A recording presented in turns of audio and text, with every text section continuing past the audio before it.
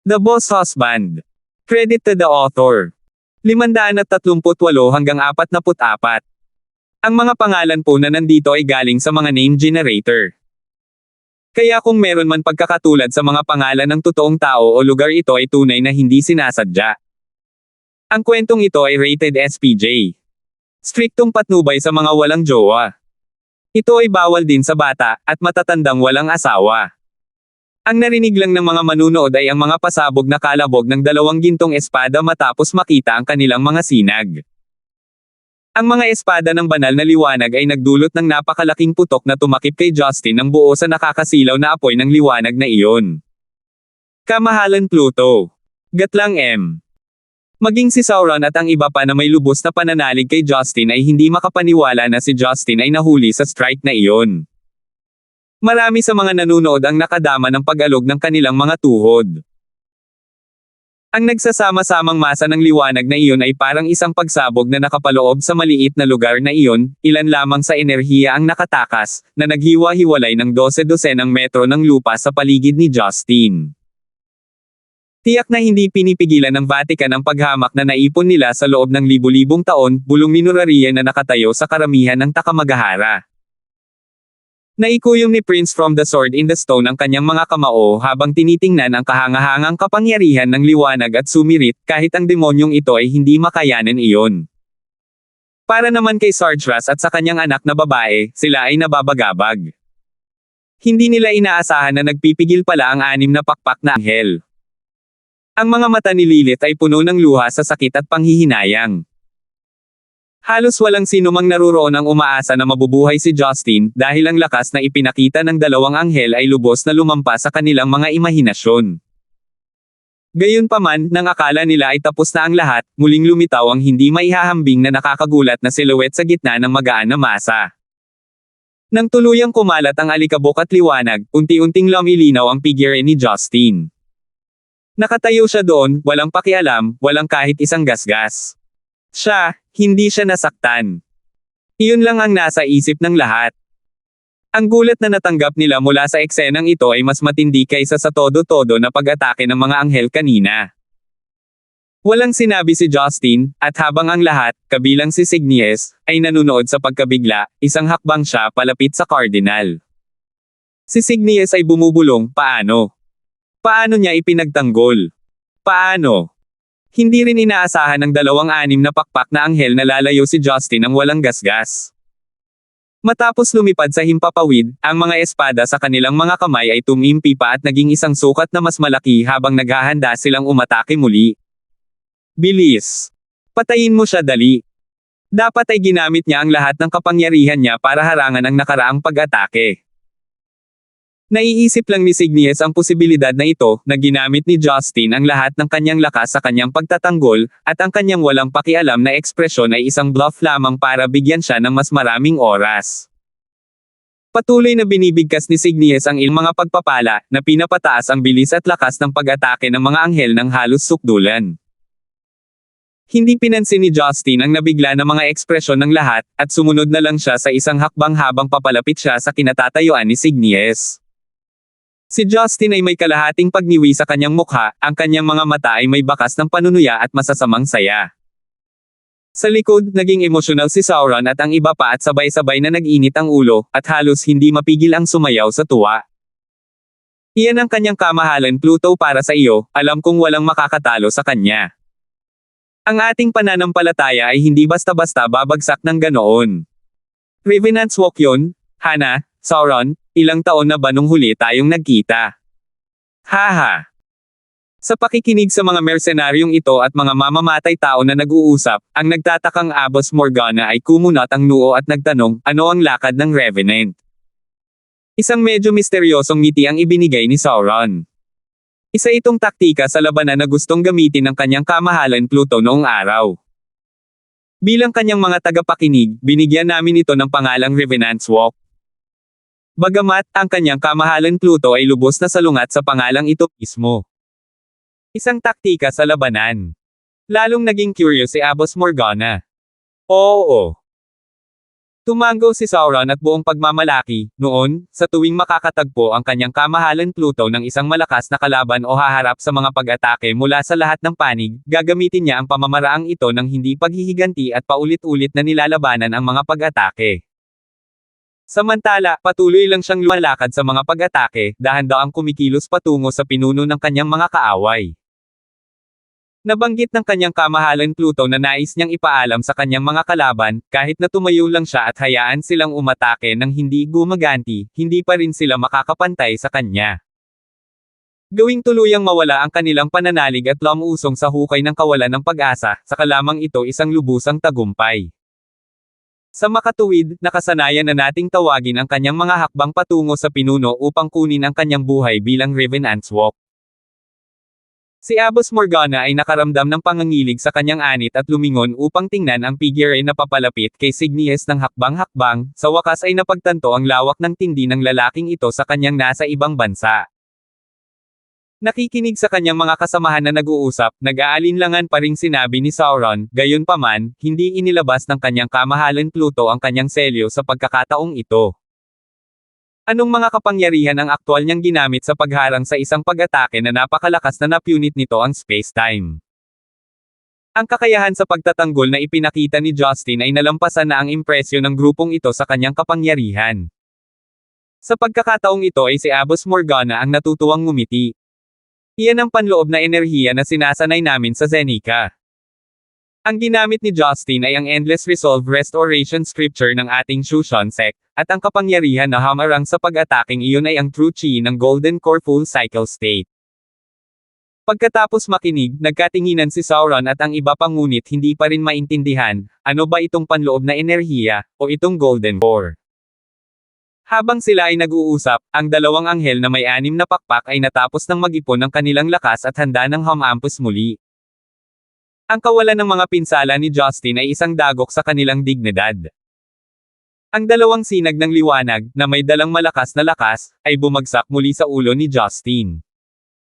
Ang lupa na nawasak ng tuluyan ay muling nalipat habang ang mga bato at mga labi ay nahulog sa buong lugar. Ang kisame ng venue, dahil sa paikot-ikot na kakaibang puwersang ito, bumuukol at pumutok. Sinusubukan ba nilang palubugin ang maliit na isla na ito?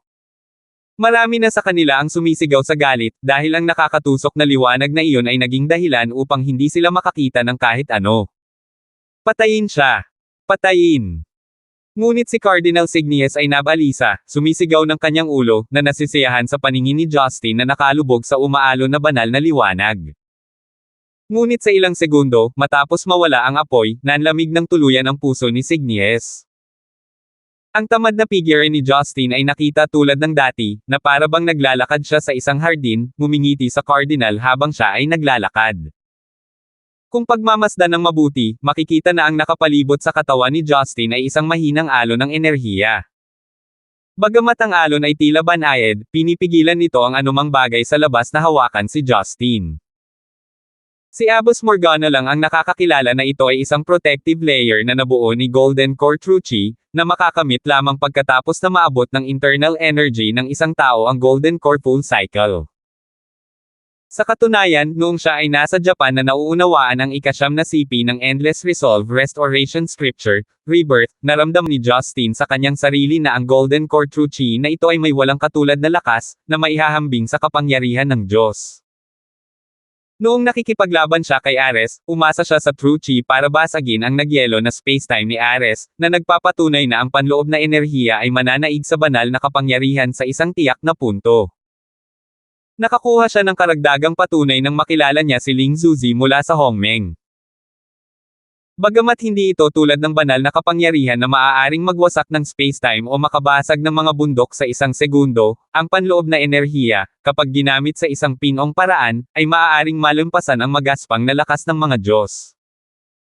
Kaya, sa harap ng mabangis na kapangyarihan ng Vatican, pinili na lang ni Justin na gamitin ang Revenant's Walk na tinatanggap na isang luma ngunit epektibong hakbang. Habang pinatutunayan ang kanyang sariling mga pagbabawas tungkol sa panloob na enerhiya, inilarawan din niya sa iba ang pagkakaiba ng kanilang mga kakayahan, upang hindi sila mag-pop up sa harap niya dahil sa kamangmangan, naghahanap ng gulo.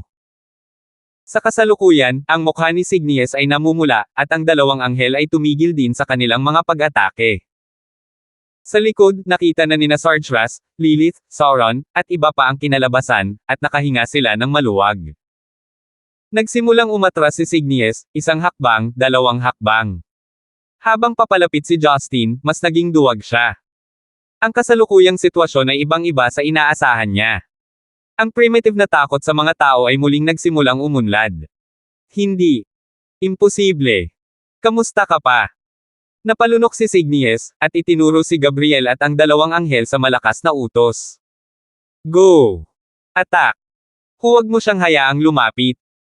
Wala na siyang pakialam sa pagkawala ng kanyang pagpipigil sa sarili, dahil nakikita niya iyon sa mga mata ni Justin, nakita siya ni Justin bilang isang naglalakad na bangkay. Ngunit hindi interesado si Justin sa pagsigaw ni Signies, at patuloy siyang lumapit sa dating mayabang at pulang damit na matandang ito. Ang dalawang anim na pakpak na anghel ay malapit nang sumubok muli, ngunit hindi nila ito napigilan, dahil masyadong malapit si Justin kay Signies. Kung mabilis silang umatake, maaaring magtamo ng ilan sa pinsala si Signies.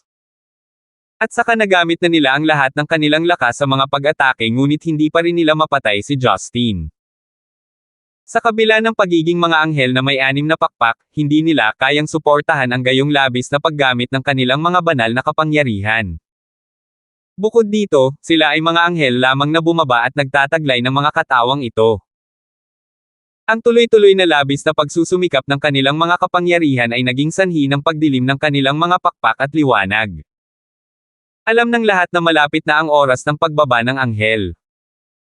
At sa puntong ito, si Justin ay nasa harap ni Signies. Thud! Nang umatras si Signies, natapilok siya sa isang pira-pirasong bato at bumagsak sa lupa, at hindi na niya nahawakan ng tuloy-tuloy ang Lance of Longinus. Itinagilid ni Justin ang kanyang ulo at nag-click sa kanyang dila, bumantong hininga na may mapanuksong ekspresyon. Habang siya ay nakayuko, hinawakan ni Justin ang kwelyo ni Signies gamit ang isang kamay, at itinaas ang cardinal mula sa lupa na parang naglalabas siya ng isang tambak ng basura. Nakatuon ang kanyang mga mata kay Signies, mahinang sinabi ni Justin, bakit tahimik? Nasaan ang lalaking napakatapang sa kanyang pag-aangkin na kayang pumatay ng isang Diyos? Napalunok si Signies, at nagsimulang manginig ang kanyang mukha, puno ng takot at gulat ang kanyang mga mata. Kahit na tinutukan siya ng sibat ni Justin, hindi sana aabot si Signies sa puntong hindi na maglakas loob na magsalita dahil sa takot, dahil nakayanan ni Justin ang nakakagulat na lakas ng pag-atake. Paunti-unting nagsara, ito ay parang suntok ng suntok mula sa Grim Reaper's sickle, na pinuputol ang kanyang espiritu, hanggang sa wala na kahit isang piraso ng kanyang kalmado at kumpiyansa na natitira. Isa itong masinsinan, matinding paghuhubad at pagyurak sa dignidad ng isang tao. Ang taong ito ay karaniwang katulad ng pag-iral ni Satanas, lahat ng ginawa niya ay hindi nagawang makatawag ng anumang lakas sa pagtatanggol kay Signies. At ang pinakamahirap kalabanan ay nagtagumpay ang demonyong ito. Parang may daan-daang kilo ng lead brick na nakasabit sa mga binti ni Signies, ganoon siya na suspend ng matigas ang kanyang katawan, hindi nang ahas na gumalaw kahit isang kalamnan. Ang ngiti sa mukha ni Justin ay naging malamig, at ang kanyang mga mata ay parang itim na kristal, nagyayelong hindi maarak. Bago ka mamatay, bigyan mo ng kaunting liwanag ang bagay na ito. Ang dahilan kung bakit ako naging Diyos ay hindi dahil hawak ko ang banal na kapangyarihan, ngunit dahil kahit na hindi binitawan ng selyo, ako ay pa rin Diyos. 539. Ang bawat salita na binigkas ni Justin ay walang pinagkaiba sa isang pako na direktang nataman hindi lamang sa puso ni Signies, kundi pati na rin sa lahat ng naruroon. Sa sandaling nasaksihan ng lahat ng naruroon si Justin na lumayo mula sa nakakatakot na welga na ganap na hindi nasaktan, noon lang nila tunay na naunawaan ang kapangyarihan ng isang Diyos. Ang dalawang anim na pakpak na anghel ay nagkataon na naubos ang kanilang lakas at oras ng pagbaba. Ang dalawang banal na katawan ay nahulog mula sa langit, bumalik sa ordinaryong blonde na mga binata na nakasquat sa lupa at sinusubukang makahinga sa lahat ng nangyari. Naging malinaw sa lahat na natalo ang Vatican. Nang makitang naging walang pag-iintindi si Signies, alam ni Justin na nawala ng lakas ng loob ang matanda na magbitaw ng isang salita. Umiling-iling, itinaas niya ang kaliwang kamay, handang basagin ang bungo ng matanda. Tumigil ka! Biglang sigaw ni Gabriel. Lumingon si Justin at nagtanong, kailangan mo ba? O gusto mo bang mamatay muna at iwasan ang iyong sarili na makitang mamatay ang iyong nakatatanda? Sa pagharap sa hindi nababagabag na ekspresyon ni Justin, si Gabriel ay walang kamalay-malay na umatras. Ang matangkad na sundalo mula sa Crusaders ay nadama na siya ay tulad ng isang duckweed sa tubig, na lumulutang ng walang pag-asa. You, kamahalan Pluto, hindi mo dapat papatayin si Cardinal, kung hindi, pagsisihan mo ang iyong mga aksyon sa bandang huli. Naubos na ni Gabriel ang lahat ng lakas niya para lang sabihin ang pangungusap na iyon. Ibinalik ni Justin ang kanyang ulo upang sulyapan si Signies na mukhang walang kaluluwang bangkay, bago muling tumingin sa hindi kapani-pani walang kinakabahan na si Gabriel. Habang kumikinang ang kanyang mga mata, inihagis niya ang katawan ni Signies sa isang tabi at sinabing, "Enlighten me. Ano kaya ang pagsisisihan ko?" Biglang nagkaroon ng lakas ng loob si Gabriel, dahil parang pinigilan si Justin sa isang paraan. Sinubukan ni Gabriel na manatiling kalmado bago sinabing, hindi nag-iisa ang iyong kamahalan Pluto na pumunta sa Europa sa pagkakataong ito, hindi ba? Nagkunwaring nabigla si Justin. Nakangiting sabi niya, nagawa ninyong mabuti ang inyong investigasyon. Tama, pumunta ako rito kasama ang aking babae. Dahil iyan ang kaso, kamahalan Pluto, alam mo ba kung nasaan si Miss Lysander sa kasalukuyan? Umaasang tanong ni Gabriel. Pinaikit ni Justin ang kanyang mga mata. Nalaman mo pa nga ang pinanggalingan niya. No wonder you managed to secure the role as leader. Mukhang mas composed ka kaysa sa Cardinal Signies na ito, at least may boses ka pa rin sa panahong ganito. To be honest, I have no clue where she is, but I think she's waiting for my return in Paris now. Mukhang nanambalik ang kumpiyansa ni Gabriel. Maaaring hindi iyon ganap na totoo. Nanlamig ang mukha ni Justin. Anong ibig mong sabihin? Malalaman ito ng iyong kamahalan Pluto sa lalong madaling panahon, wika ni Gabriel habang inilabas niya ang isang pocket-size na aparato sa komunikasyon na mukhang Bluetooth headphones. Tahimik, inilagay niya ang mga ito sa kanyang ulo. Sa kasalukuyan, karamihan sa mga tao ay umalis na sa venue matagal na ang nakalipas. Ang labanan ay naging wala sa kamay pagkatapos ng lahat. Ang tinatanggap na mga mahihinang individual ay hindi nang ahas na ipagsapalaran ang kanilang buhay sa pamamagitan ng pananatil doon. Kaya naman, marami sa kanila ang tumakbo pabalik sa Cruz Louis XVI, handa nang umalis sa isla. Bilang resulta, 10 na lamang o higit pang mga tao mula sa pinakamalakas na organisasyon ang naiwan sa napakalaking conference hall na naging isang pagkawasak pagkatapos ng labanan. Ang mga taong ito, kasama na si Justin, ay tumingin kay Gabriel na nalilito dahil naglagay siya ng isang aparato sa komunikasyon upang makipag-usap sa isang hindi kilalang partido. Nakita mo na ang kasalukuyang sitwasyon, hindi ba? Tanong ni Gabriel. Aabandonahin namin ang aming orihinal na plano. Si Cardinal Signies ay natalo. Ipagpatuloy ang iyong gagawin, dagdag ni Gabriel. Pagkatapos noon, tumango si Gabriel bago tumingin kay Ford at sa iba pang opisyal ng 7th Bureau na nakatayo sa malayo. Bilang mga host, si Ford at ang iba pa ay walang paraan para makatakas. Marami sa kanila ang nagkaroon ng gana na umalis noon pa man. Sa kasalukuyan, naiwan sila sa isang awkward na posisyon. Deputy Director Ford, mayroon bang magagamit na monitor dito? Tanong ni Gabriel. Natigilan si Ford dahil medyo nalilito siya. Gayunpaman, sa pagiging maingat upang hindi magalit sa kanyang mga bisita, mabilis niyang inayos ang sarili at tumango. Oo, may ilang backup na monitor na natitira sa underground base. Hindi maiiwasan na kailangang gumamit ng mga backup na monitor.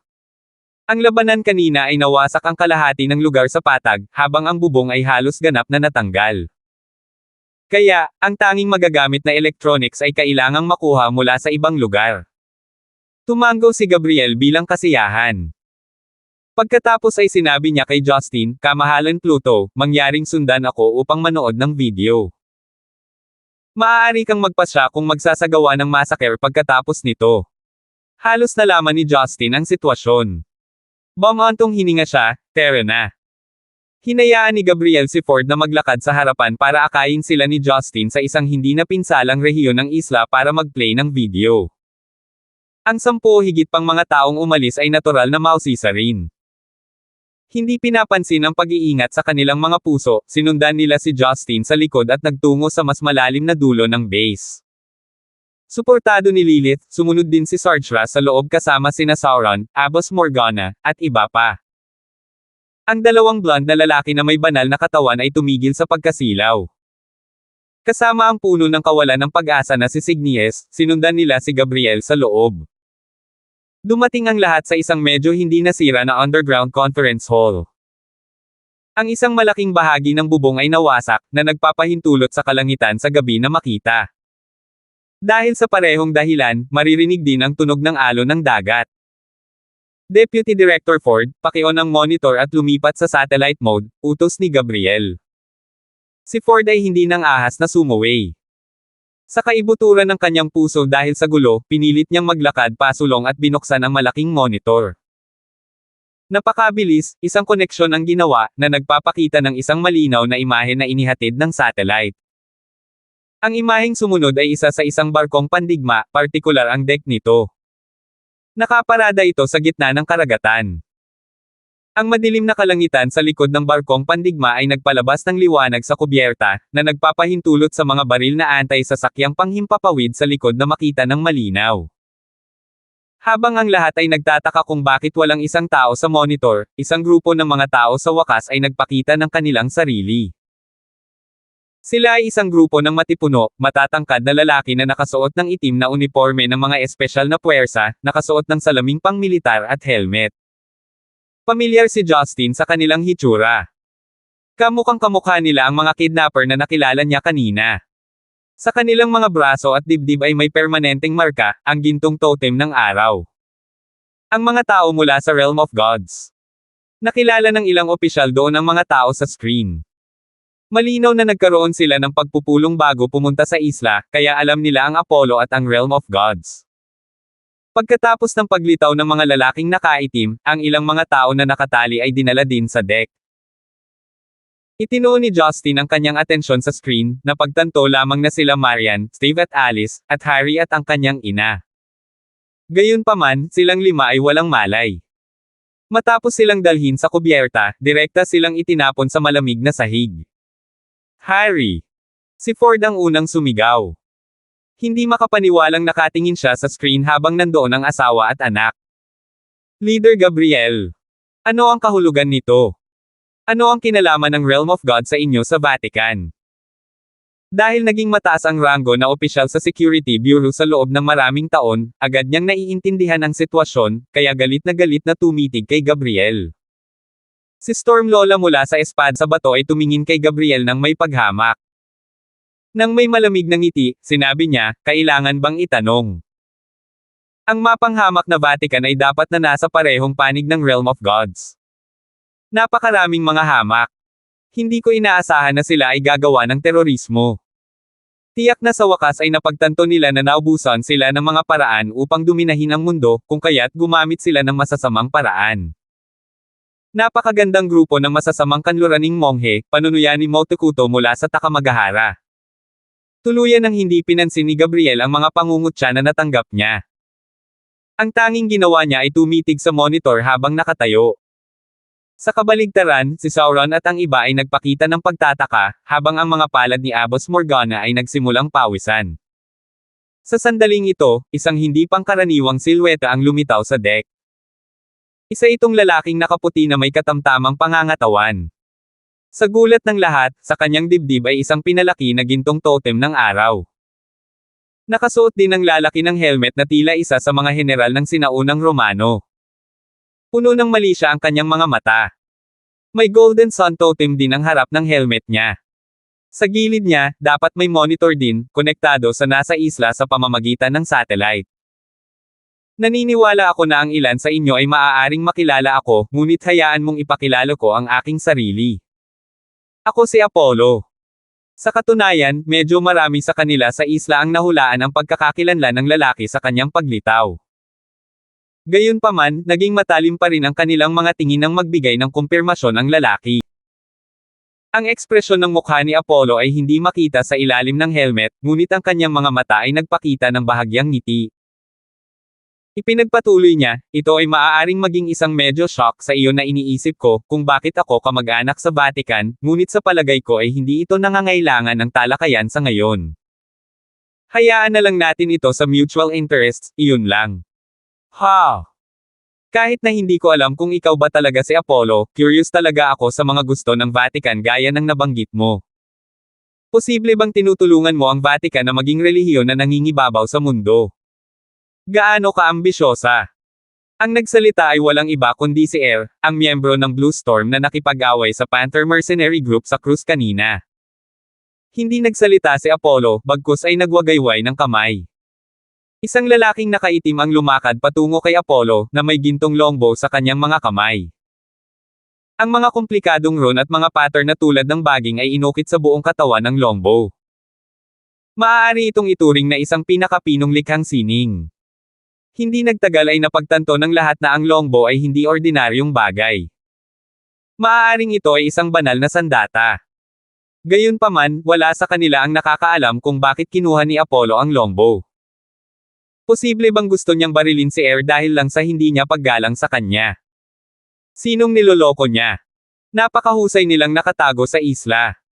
Si Apollo ay hindi bababa sa ilang kilometro ang layo sa karagatan. Ang gabi ay tulad ng isang kumot na sumasangga sa kanila mula sa anumang liwanag kaya paano siya dapat na shoot ng tumpak. Gayunpaman, ang sunod na nangyari ay nagulat sa mga tao sa isla. Mga hanggal na tao. Dahil nagdududa kayo sa aking pagkakakilanlan at kakayahan, ipapakita ko sa inyo ang pagkakaiba ng mga tao at mga Diyos. Nang matapos magsalita si Apollo, talagang binawi niya ang busog. Nang iurong ang gininto ang longbow, nagsimula itong mag-apoy sa gininto ang pulang apoy, habang ang isang maliwanag na pulang araw na ganap na nabuo sa pamamagitan ng apoy ay biglang lumitaw sa kulay pilak na string. Ano ang item na ito? Divine weapon ba ito ni Apollo? Sigaw ng isang tao sa isla.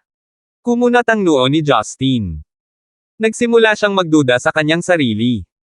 Sa susunod na segundo, binitawan ni Apollo ang string. Idiot, sa palagay mo ba ay naging Diyos ka sa pamamagitan ng paggamit ng advanced na teknolohiya at mukhang kahangahangang sandata? You! Hindi natapos ni Air ang kanyang pagsasalita, ngunit nakabuka ang kanyang bibig. Iyon ay dahil ang isang golden ride na apoy ay makikita sa sirang bubong, na papalapit mula sa kalangitan sa gabi sa napakabilis na bilis, patungo sa base. Air, mag-ingat ka! Ang miyembro ng Blue Storm ay mahusay sa pagbuo ng mga light shield na nakatayo sa harap ni Air. Agad na pinaandar ang kanyang kalasag, hinailan niya si Air palayo sa kinatatayuan nito.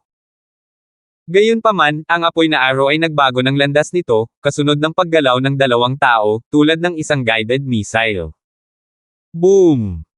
Ang apoy na palaso ay tumagos sa tila matibay na kalasag, bumaril sa katawan ni Air at ng lalaki, na agad na pumutok sa kanila. Ang dalawang power user na mabuti at nabubuhay lang sandali lang ang nakalipas ay nawasak ng isang arrow na nagmula sa hindi kilalang distansya, at naging mga pira-piraso ng dagwang laman, na naging sanhi ng halos lahat ng naruroon ay natulala. Ang gayong pag-atake ay higit na nakakatakot kaysa sa labanan sa isla kanina. Ito ay naging malinaw na ito ay isang gawa ng Diyos. May pagdududa ka pa ba ngayon? Sa monitor, makikitang inilapag ni Apollo ang kanyang longbow. Direktang lumuhad si Ford sa lupa. Apollo, anong gusto mo? Bakit kidnapin ang asawa ko at ang anak ko? Hindi pinansin ni Apollo ang tanong ni Ford. Sa halip, tinitigan niya si Justin na tahimik. The new Hades, I didn't expect you to appear in the secret meeting this time. Ginulo mo ang plano ko, but lucky for you and me, hindi masyadong naapektuhan. Nasa kamay ko na ngayon ang Persephone. Naniniwala ako na kailangan nito ng talakayan at sana ang simula ng magandang partnership. 540 po. Isang partnership. Panunuyan ni Justin. Pagkatapos ay nagmuni-muni siyang nakayuko saglit, nagtanong, gusto kong makita kung ano ang naisip mo. Ano ang kailangan mo sa akin bilang isang kasosyo? Sumagot si Apollo, sa buong isla, ang tanging tao na interesado akong kausapin ay ikaw, Hades.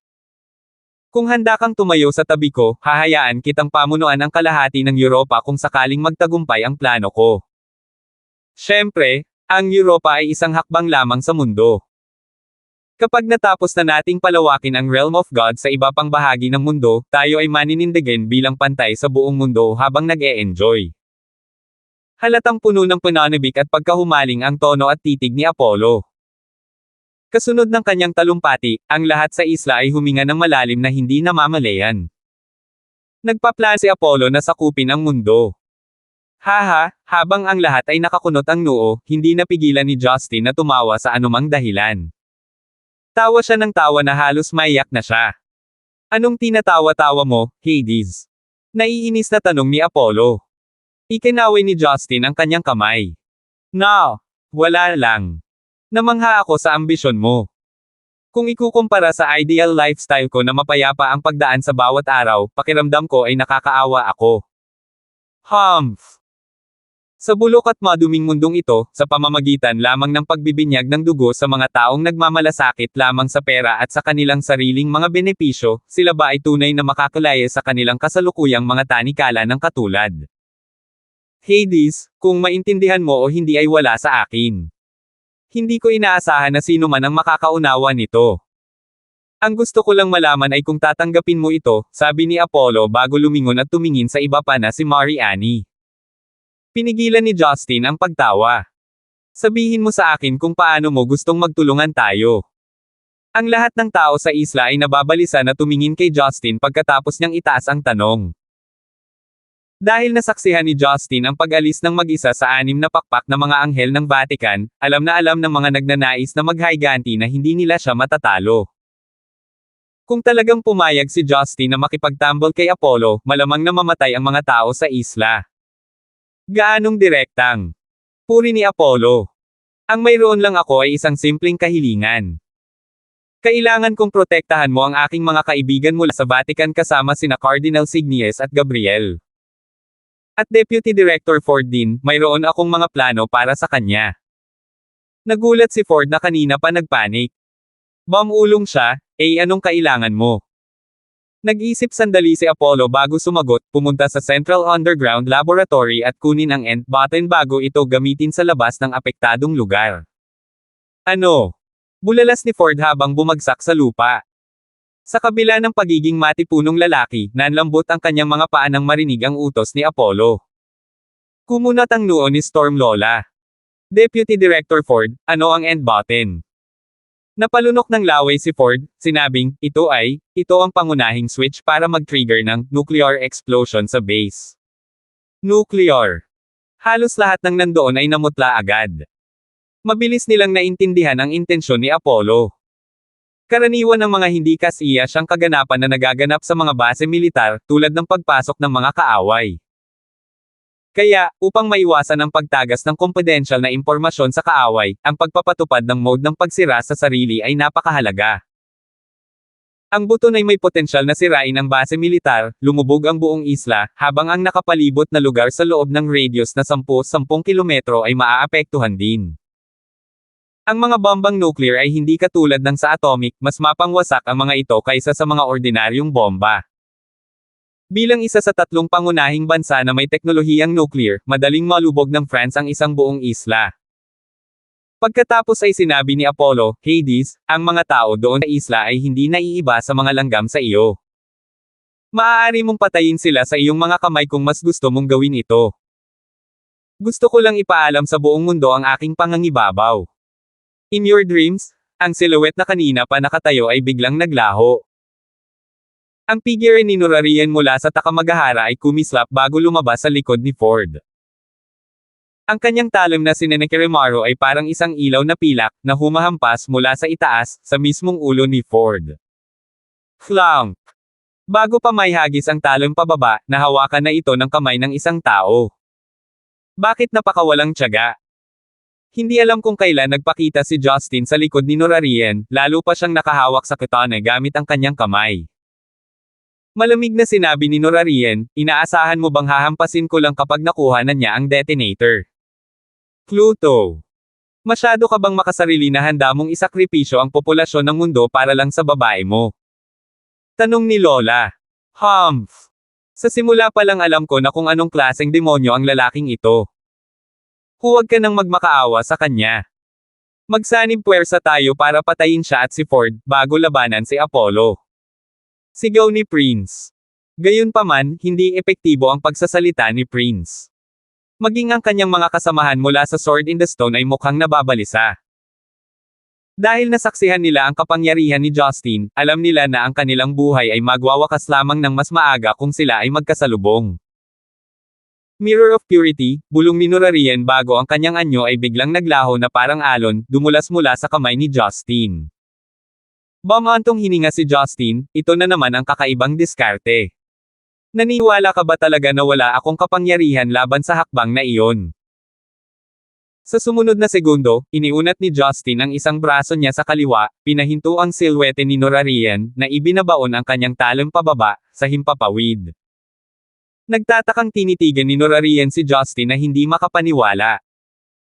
Kanina sa cruise, malinaw na hindi napansin ni Justin ang kanyang presensya, bilang karagdagan sa pagcast ni Justin ng isang diskarteng nakakaapekto sa isang lugar, sa halip ay partikular na patungo sa kanya.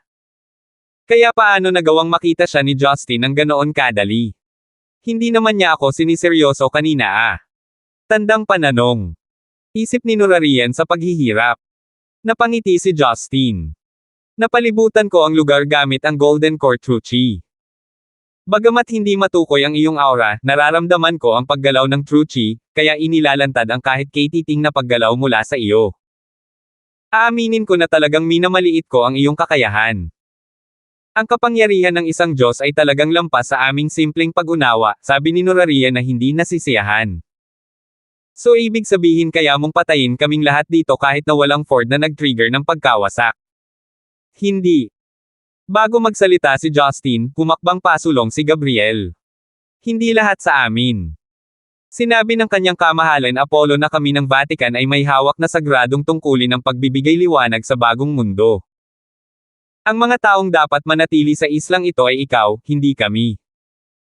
Sa pagkakataong ito, si Sauron at ang iba pa na may lubos na pananalig kay Justin ay tumingin sa kanya ng may kaba. Walang pipiliing tumakas ng walang kabuluhan sa sandaling ito. Alam nila na imposible para sa kanila na makaiwas sa pagsabog kahit na sila ay nasa pinakamataas na bilis, maliban kung ang kanilang bilis ay maihahambing sa isang fighter aircraft. Higit pa rito, kung talagang nilayon ni Justin na pigilan sila, hindi sila makakatakas. Ford, ano ba ang pinagdadaanan mo? Hinihintay ka na ng anak at asawa mo. Seryosong tanong ni Apollo, at saka, Hades, nauubos na ang pasensya ko. Kailangan mong mag-isip ng matalino dahil nasa kamay ko ang babae mo. Kumpara sa kanya, hindi ba't ang mga tao sa isla ay mga walang kwentang organismo? Hindi pinansin ni Justin ang tanong ni Apollo. Napasquat siya at tinapik ang balikat ni Ford. Deputy Director Ford, gusto kong malaman kung ano ang iniisip mo. Puno ng pawis ang mukha ni Ford. Napahawak siya sa lupa kaya nagsimulang magdugo ang kanyang mga daliri. Hindi nagtagal, napuno ng resolution at paghihirap ang kanyang mukha. Hindi ako magpapasabog ng bomba. Ano? Nagulat ang lahat sa isla, pati na ang mga taga-Batikan, sa sagot ni Ford. Ang tanga mo. Ano ang pinagsasabi mo? Ano ang ibig sabihin ng mga taong ito sa iyo? Iiwan mo ang pamilya mo para sa kanila. Ang taong nagsalita ay walang iba kundi si Cardinal Signies na muling namulat. Bumalik din ang yabang niya kanina. Gayunpaman, mukha siyang talagang namumutla dahil naubos ang kanyang lakas kanina. Si Justin, gayunpaman, ay nagpakawala ng isang nasisiyahang ngiti at tumanggo sa kanyang ulo. Tumayo si Ford at sinabi kay Apollo sa screen, tumanggi ako, Apollo. Hindi mo ako makokontrol gamit ang aking asawa at anak. Ako, si Ford, ay hindi katulad ng mga kasuklam-suklam, tiwaling hamak na kikilos sa pangalan ng Diyos. Tama. Isa lang akong halong Pranses na ipinanganak ng isang Nazi at isang Pranses na traidor. Baka ako ay isang kaiyahiyang bastard sa mata ng marami. Ngunit nagpasya akong mamuhay ng matuwid sa natitirang bahagi ng aking buhay. Ang aking kasalukuyang posisyon ay nakukuha sa pamamagitan ng aking mga tagumpay sa militar sa pamamagitan ng pagtataya ng aking buhay. Maaari kong ibaba ang aking ulo sa mga maharlika, ngunit hinding-hindi mawawala sa akin ang kaluwalhatian ng isang hukbong Pranses. Hindi ako papayag na mabuhay ang anak ko, mabuhay at magkaroon ng duwag na ama na nabuhay lang dahil nagpasya siyang ipagkanulo ang kanyang bansa at isakripisyo ang buhay ng iba. Mataimtim na sigaw ni Ford, puno ng mainit na luha ang kanyang mga mata. Marami sa mga taong naruroon ay namangha. Ang kanilang mga mata ay napuno pa ng panghihinayang at paggalang. Maging sinurariyan na may balak na patayin si Ford kanina ay nanatiling tahimik ang kanyang katana. Sa monitor, makikita ang galit sa mga mata ni Apollo. Alam mo ba kung ano ang ibig sabihin nito? Deputy Director Ford, sa tingin mo ba ay magbabago ang ending dahil lang sa ayaw mong iset off ang detonation? Pagkatapos magsalita ni Apollo, nagpakita siya ng isang itim, kasing laki ng palad, mala remote control na bagay. Ang paglitaw ng bagay ay nagpa-address kay Ford sa takot. B. Bakit mo? Akala mo ba ang nag-iisang detonator ay nasa isla? Matagal ko nang nakuha ang isa, ngunit gusto kong hayaan kang mabuhay bilang isang regalo ng aking pagpapahalaga. Ngayon, tiyak na mukhang hindi ka karapat-dapat na mabuhay. Umiling si Apollo bago bumaling kay Justin. Hades, dahil ayaw manirahan ni Ford, ilayo na lang ang Vatican sa isla, at hayaang manatili ang iba. Nanatiling tahimik si Justin. Ibinaling niya ang kanyang ulo upang tingnan sina Signies, Gabriel, at ang iba pa na may pagtatagumpay sa kanilang mga mukha. Naglakad si Justin palapit sa kanila, na ikinagulat ng lahat. Haha, kamahalan Pluto, gumagawa ka ng mga tamang pagpipilian. Bagamat natalo si Signies, natutuwa siyang makitang pinagbantaan si Justin. Oh, ito ba? Lumapit si Justin sa matanda at ngumisi. Bago muling makapagsalita si Signies, tinakpan ng kamay ni Justin ang ulo ni Signies, splat. Isang malutong na tunog ang umalangaw-ngaw. Parang dinurog na prutas, mga bagay na pulang dugo na lumilipad sa buong lugar, nadurog ang ulo ni Signies. 541. Akala ng lahat ay dadalhin ni Justin sa ligtas na lugar ang Vatican. Sa hindi inaasahang pagkakataon, dinurog niya ang ulo ni Signies ng walang pag-aalinlangan. Napatingin si Gabriel sa kanyang walang ulo na kardinal, nanlalaki ang mga mata sa gulat. Paatros na paatros, hindi nagtagal ay napagtanto niya na hindi siya nag-iilusyon. You Dirta. Malabong sabi ni Gabriel. Isang masamang ngiti ang ipinakita ni Justin habang inihagis niya ang kanyang kamay upang alisin ang dugo. Dahan-dahan at malinaw, ipinaliwanag niya, bakit hindi ako maglakas loob? Damn! Ang lalaking ito ay natadhana na pumunta sa aking mga kamay matagal na ang nakalipas, ngunit sinabi mo sa akin na magsisisi ako, kaya medyo natakot ako sa mga malalaking kahihinatnan na maaaring kasunod nito. Dapat ay sinabi mo sa akin ang tungkol sa mga hindi gaanong mahalagang bagay na ito sa simula pa lang. Naisip mo ba talagang makakaligtas ka sa pamamagitan ng pagbili ng oras? Marami sa mga tao sa isla ang labis na natuwa nang maligtas ang kanilang mga buhay. Hindi nila inaasahan na susuwayin ni Justin si Apollo. Sa monitor, halatang natigilan si Apollo. Galit na galit siyang sumigaw, Hades.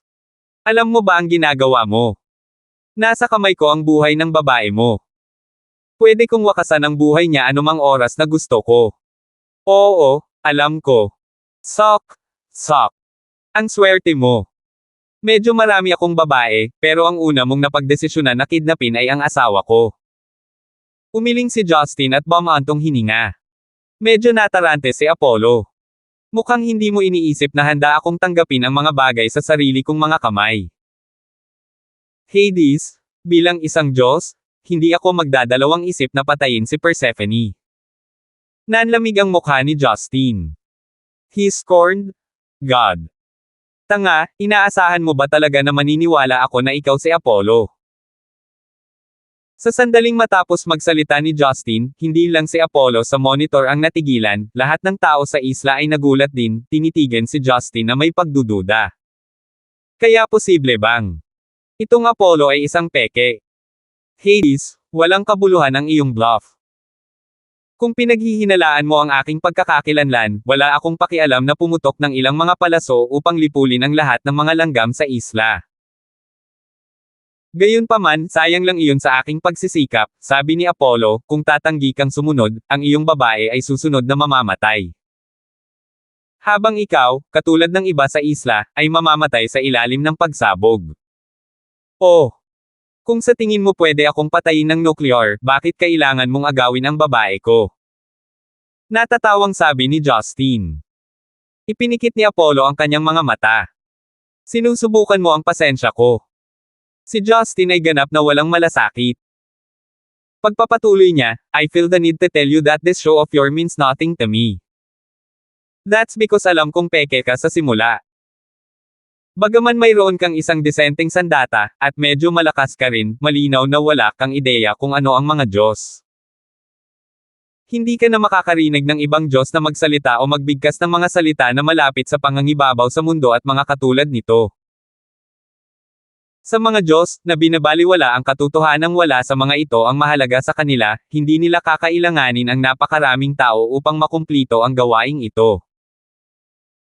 Sa palagay ko, pangunahin mong sinisikap na panik ang mundo sa pamamagitan ng pagpatay sa mga kinatawan ng organisasyon ng iba't ibang bansa. Hindi ba't sinabi mo na gusto mong patayin ang tagapangulo ng European Council, na nagkataon na ang presidente ng Pransya ngayon? Alam mo na ang kaguluhan ay lilito sa madaling panahon kung gagawin mo iyon, at maaaring sumunod ang isang digmaang pandaigdig. Sa ganitong paraan, malamang na makamit mo ang mga benepisyo ng tinatawag na pangangibabaw sa mundo mula sa digmaan. Humph!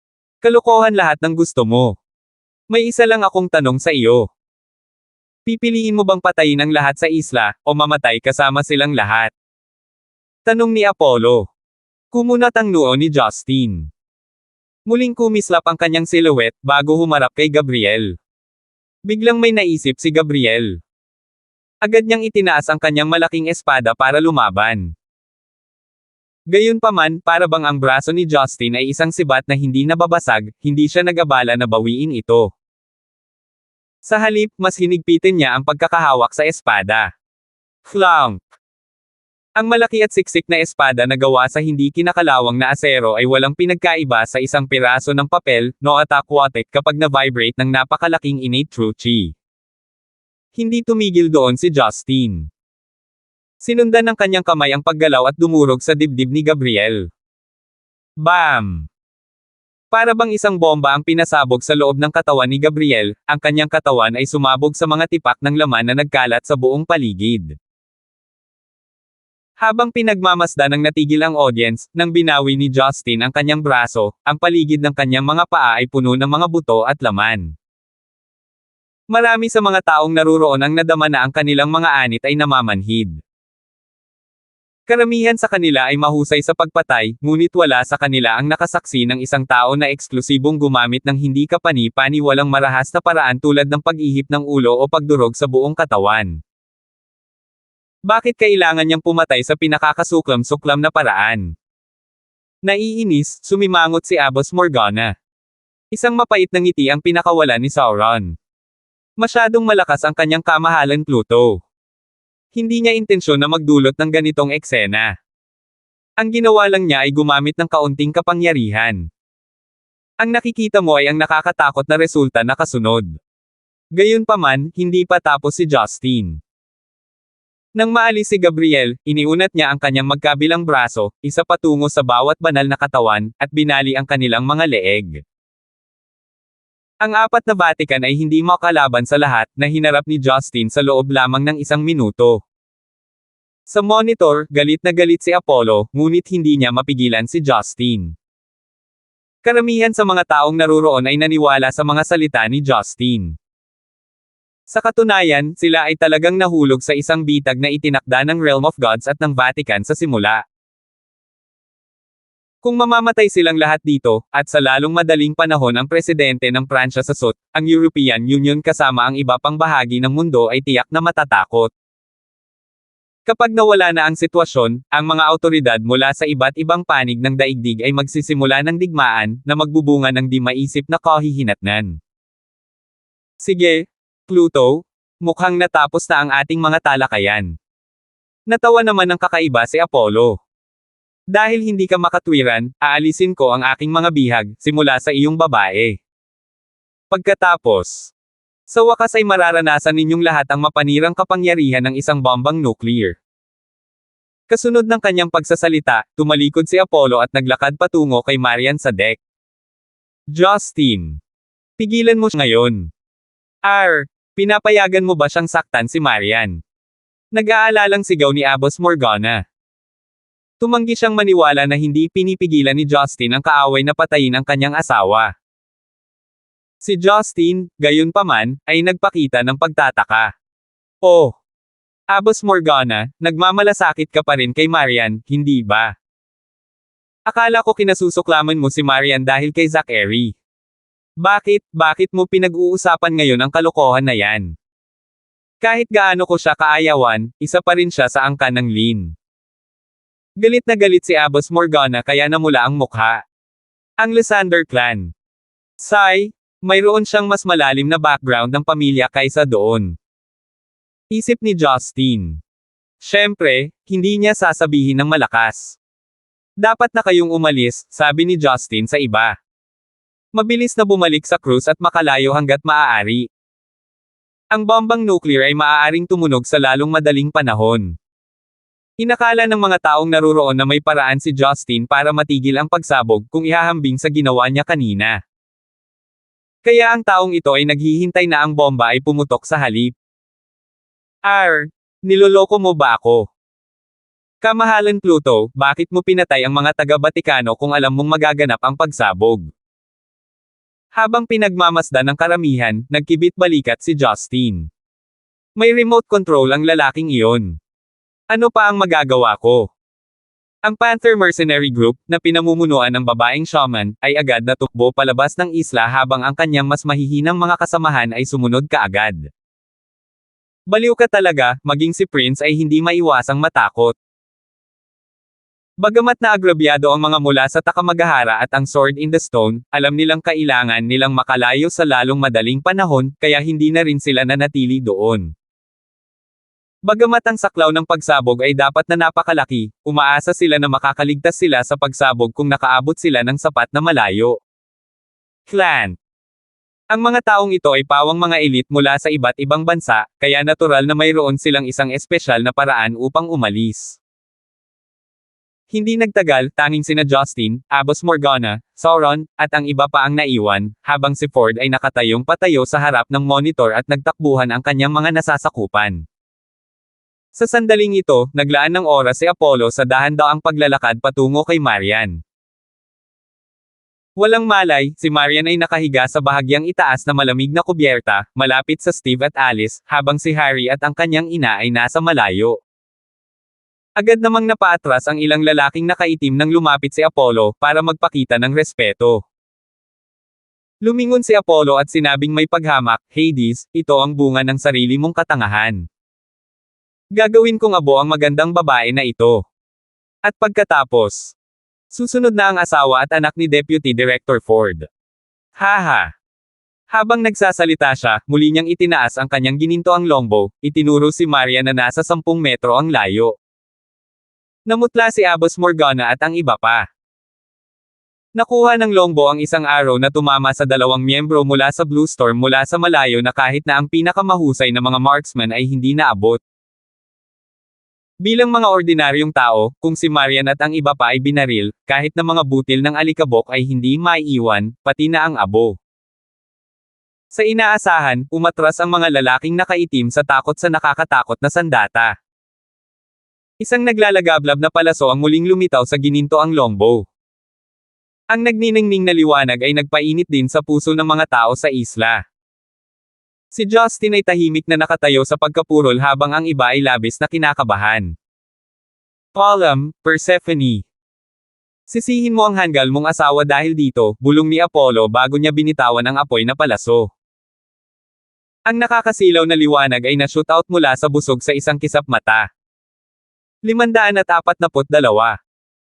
Sa nakikitang parang ipapana ni Apollo ang kanyang apoy na palaso, hindi lang si Abbas Morgana at ang iba pa ang pumikit, kundi pati sina Sarge Ras at Lilith na nakatayo sa kanilang kinatatayuan. Sa abot ng kanilang nakikita, ito ay isang nakalilito, trahedya na wakas. Sa puntong ito, maliban sa malamig na hangin na humahampas sa paligid, ang isla ay patay na tahimik. Hindi nila naiintindihan kung bakit pinapatay ni Justin ang apat sa Vatican nang walang ingat, o kung paano pa rin siya hindi matitinag. Ang impersonator ni Apollo na iyon ay nagpuntirya ng mga apoy na arrow, na hindi kayang tiisin ng sinumang mortal, kay Marian. Sapagkat hindi nila kayang makita ang napakagandang katawan na naging abo sa harap ng kanilang mga mata.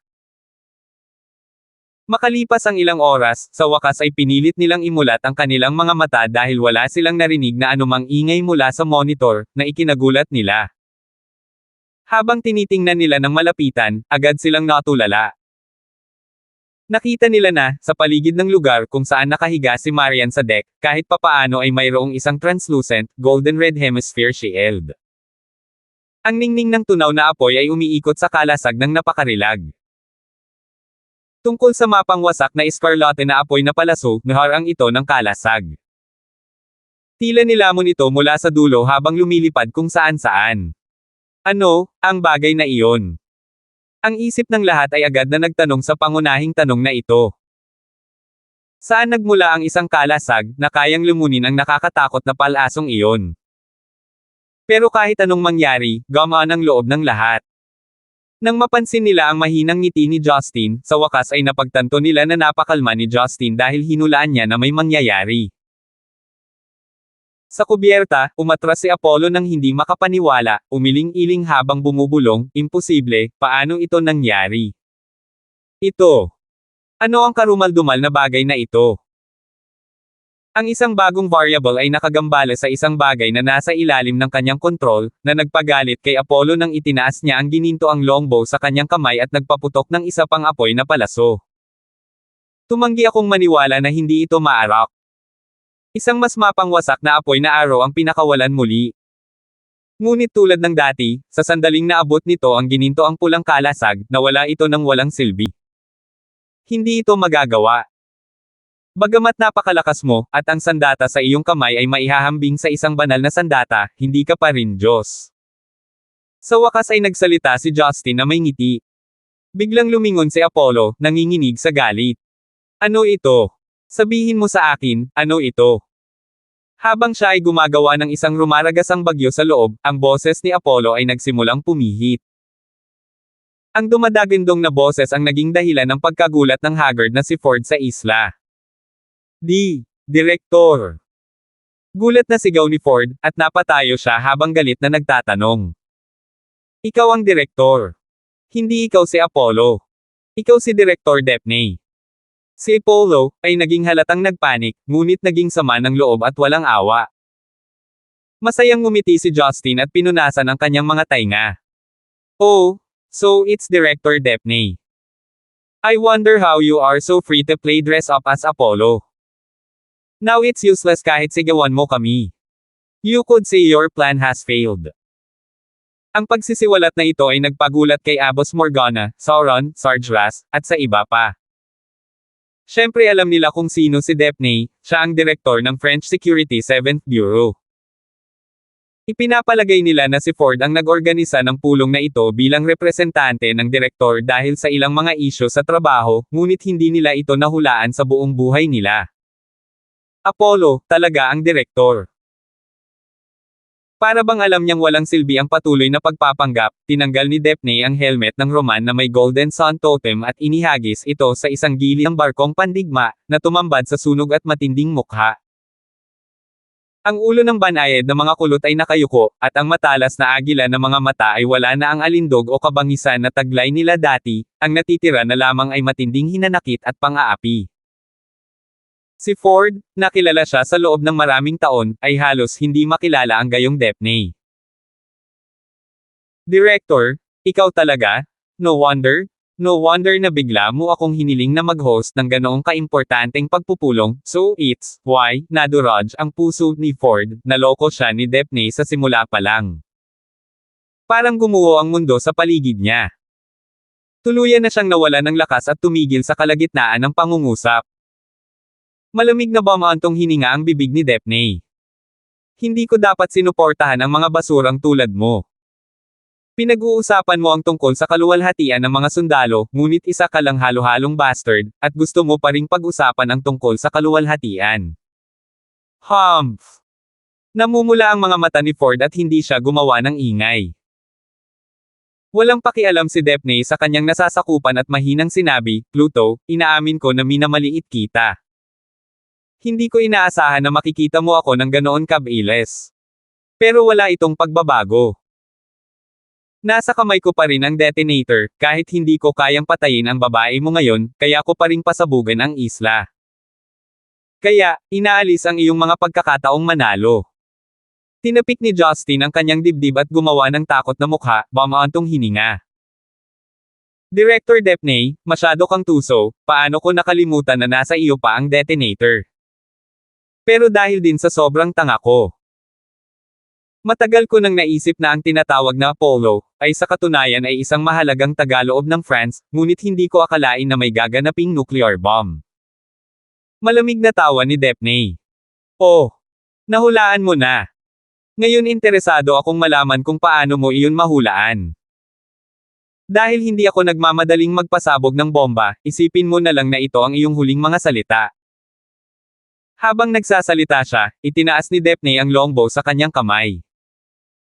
Habang nagpapaliwanag ka, magpapaputok ako ng ilang arrow bilang regalo ko sa iyong pamamaalam. Bagamat hindi ako sigurado kung paano mo talaga pinrotektahan ang iyong babae mula sa aking mga pana, ngunit sa palagay ko. Kung patay ka na, hindi na niya kailangang mamatay. Sa totoo lang, nakakahiya na kailangan kong pumatay ng babaeng ganito ang kalidad. Tumawa ng masama, hinaila muli ni Daphne ang longbow. Swish swish swish. Sa pagkakataong ito, nagpaputok si Daphne ng 3 magkakasunod na arrow. Mahinahong sinabi ni Justin, sa totoo lang, nagkaroon ako ng mga hinala noong kami ay kinidnap at dinala sa Romilly. Ang lungsod ay napakalapit sa Paris na kahit gaano katago ang bodega, ang Security Bureau ng France ay hindi posibleng hindi mabawi ang mga maharlika pagkatapos mawala sila. Ang naramdaman ko ay ang pinakamalaking posibilidad ay ang Security Bureau ay aktibong hindi naghahanap sa locus yung iyon. Habang nagsasalita siya, 3 apoy na arrow ang bumababa mula sa langit, bawat isa ay patungo sa isang tao sa grupo ni Sauron. Nang hindi tumitingin, iniunat ni Justin ang isang kamay, at ang umaalon na innate true chi ay gamulong na parang ligaw na alon, sinisira ang mga nakakatakot na arrow na iyon sa himpapawid.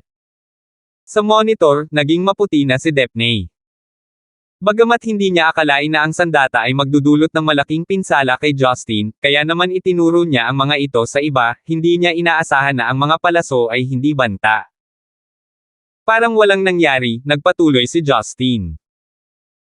Bukod dito, ang unang target ng tinatawag na Realm of Gods, pati na rin ang timing ng kanilang operasyon ay kainahinala. Kung talagang napakalakas na organisasyon nila, bakit hindi sila pumunta sa ibang bansa na may mas mabigat na kapangyarihan tulad ng US o England para kunin? Hindi ba magiging mas epektibo ang pagbabante sa Pangulo ng US? Kung sila ay isang tunay na Diyos ng asul na koanihan. At sila ba ay takot sa asul na koanihan? Ang pagpili sa isang pushover na tulad nila ay hindi talaga nagbibigay ng paggalang na kailangan sa matayog na layunin ng dominasyon sa mundo. Kaya nahulaan ko noon na ang dahilan ng pagpili sa France ay dahil ang impostor na Apollo na ito ay walang ibang pagpipilian. At ang dahilan ng paghihintay hanggang ngayon ay dahil sa kalahating taon na ito ang Pangulo ng France ay kukuha ng kanyang turn bilang tagapangulo ng European Council.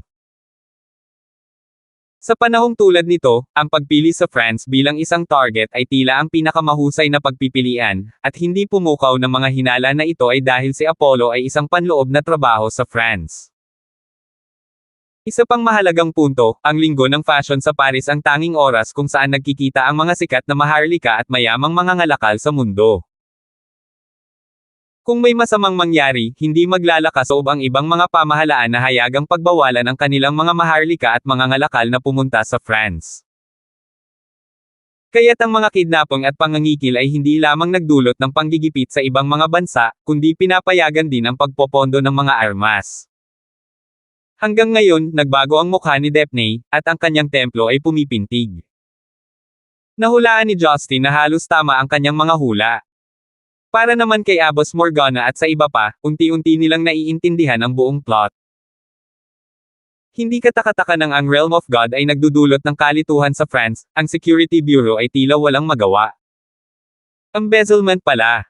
Napabuntong hininga si Justin.